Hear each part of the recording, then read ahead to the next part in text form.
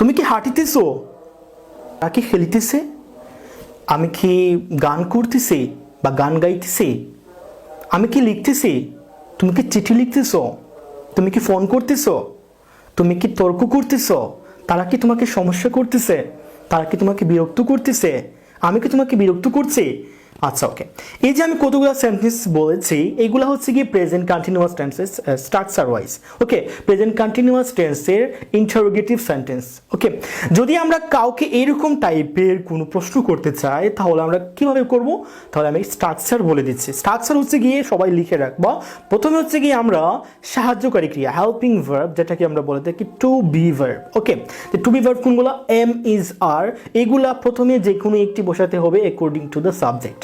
ওকে, তারপর হচ্ছে আমাদেরকে একটা সাবজেক্ট ব্যবহার করতে হবে, তারপর হচ্ছে কি ভার্বের সাথে আইএনজি ব্যবহার করতে হবে, তারপর আমাদের যে অবজেক্ট আছে সেটা, তারপর হচ্ছে কি এক্সটেনশন। তাহলে আমি বলি, একটা এক্সাম্পল দেই, সেটা হচ্ছে গিয়ে তুমি কি আমাকে ডাকিতেছো? তাহলে তুমি কি আমাকে ডাকিতেছো, তুমি হচ্ছে গিয়ে সাবজেক্ট, এটার সাথে কোন সাহায্যকারী ক্রিয়া যাবে? আর। তাহলে আমরা কিভাবে বলবো? Are you calling me? আমি আবার বলি, আর ইউ কলিং মি? তুমি কি আমাকে ডাকিতেছো? তাহলে এটা কি হবে? নর্মাল যদি এই সেন্টেন্সটিকে বলি ইউ আর কলিং মি, এটা হচ্ছে গিয়ে প্রশ্ন ছাড়া। আর যদি আমরা ইন্টারোগেটিভ বা প্রশ্নবোধক বাক্য বলি তাহলে এটা হবে গিয়ে আর ইউ কলিং মি? তুমি কি আমাকে ডাকিতেছো? মা কি রান্না করতেছে? তাহলে মা রান্না করতেছে, এটা ইংলিশ কি হবে? আমরা প্রথমে বুঝবো যে এটা হচ্ছে কি মা রান্না করতেছে, এটা কি? Mother is cooking, mother is cooking, মা রান্না করতেছে। মা কি রান্না করতেছে? তাহলে এটা কি হবে?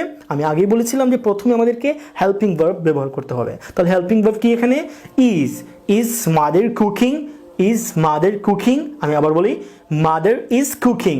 আমি যখন প্রথমেই হেল্পিং ভার্ব নিয়ে আসবো সাবজেক্টের প্রথমেই পূর্বেই, তাহলেই আমাদের এইটা হয়ে যাবে প্রশ্নবোধক বাক্য। হোপফুলি বুঝতে পেরেছো। চলো আমরা একটা এক্সাম্পল দেখে ফিরে আরো কয়েকটি। যেমন হচ্ছে গিয়ে তুমি কি লিখতেছো?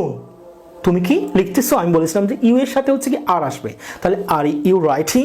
Are you writing? তুমি কি চিঠি লিখিতেছো বা তুমি কি চিঠি লিখতেছো? Are you writing a letter? তুমি কি চিঠি লিখতেছো? তুমি কি খেলতেছো? তাহলে এটা কি হবে? Are you playing? তুমি কি মাঠে খেলিতেছো? Are you playing in the field? তুমি কি বাজারে যাইতেছো? Are you going to market? আচ্ছা, সে কি বাজারে যাইতেছে? তাহলে এখানে কিন্তু একটু চেঞ্জ আসবে, কারণ হচ্ছে আমরা আগেই পড়েছি যে সাবজেক্ট যখন থার্ড পারসন সিঙ্গুলার নাম্বার চলে আসবে তখন আমাদেরকে ইজ ব্যবহার করতে হবে। তাহলে সে বাজারে যাইতেছে, তাহলে এটা কি হবে? আমি আবার বলি, সে বাজারে যাইতেছে, এটা কি?